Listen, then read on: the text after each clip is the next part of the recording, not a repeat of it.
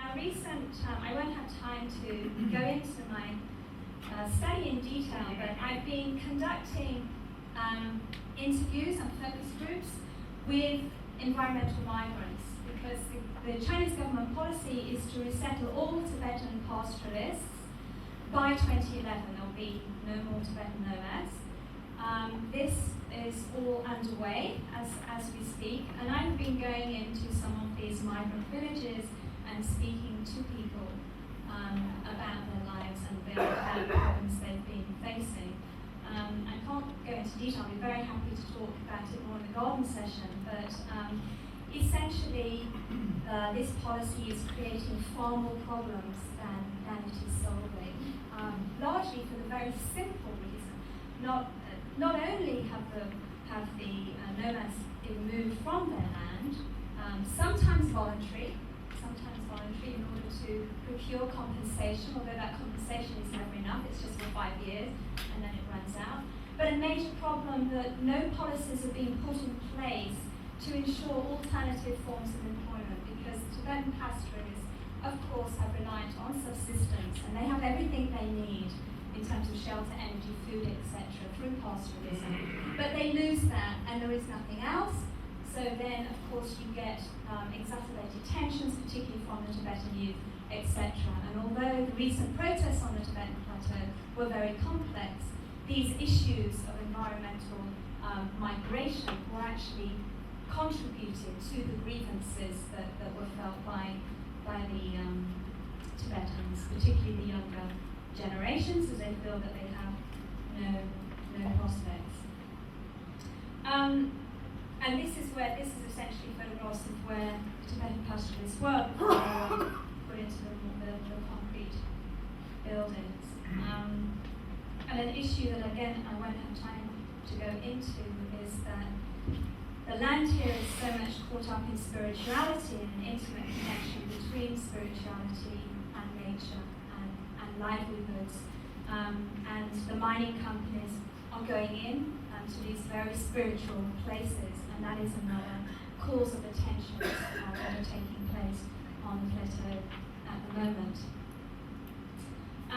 So I think this, in the time that I've been able to discuss, is a salutary reminder of the complexity of the trade-offs, of the difficulties of trying to pursue sustainability under extreme conditions of ecological vulnerability, under conditions of where politics very much gets in the way of achieving sustainable outcomes. There is some light at the end of the tunnel. There are some grassroots organisations working on the plateau that are doing some incredible work, that have very little opportunity to talk about what they are doing.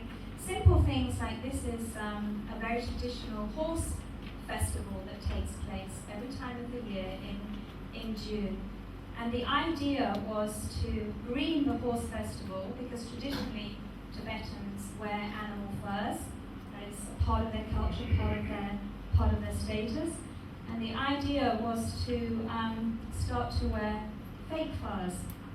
I have to say my discomfort was great when I first visited the plateau and I was adorned with all these furs preaching about the environment. It felt quite strange, but that also shows a complexity sometimes between culture and ecology, and can also be a difficult one.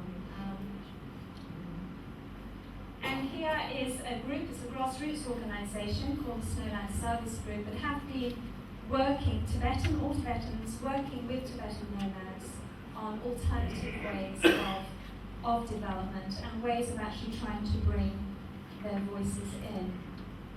Let me finish by saying that, coming back to the global level again, and this problem of how do you actually bring in local voices, I think it's a major problem at the global level. First, that there is this still big divide, I think, between the efforts that are being made on the mitigation side, particularly in relation to the energy security aspects of climate change, and the attention that's being given to adaptation. Now, under Article 10 of the Kyoto Protocol, there is actually a provision to bring in local voices into climate adaptation planning. The problem is that when it comes to actually the implementation of these plans, it follows the Agenda 21 approach, which is about national plans for adaptation, which is not going to help Tibetan pastoralists, and it's not going to help many farming communities and many others working in China. And of course, that's a huge oversight when we think that for centuries, it's people very much at the local level who have had to deal with adaptation. They have tremendous experience, but there is no mechanism for feeding that in to the broader global process. With momentum building to combat climate change across the globe, the hope is that this will stimulate some kind of regional action plan for the Tibetan Plateau, where local experiences can be taken into account.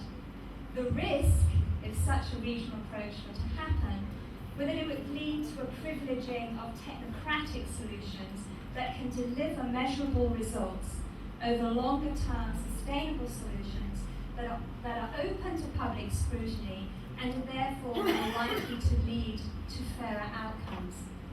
Ultimately, redressing the balance between human and environmental benefits is not simply a question of improving efficiency and taking corrective measures. It can only be achieved if the people who stand to benefit, both rich and poor, are part of that process. So I'll leave it on that note. I'd be delighted to talk more, to hear criticisms, to hear about your ideas in the garden session later on. And thank you very much for your attention under very hot conditions. So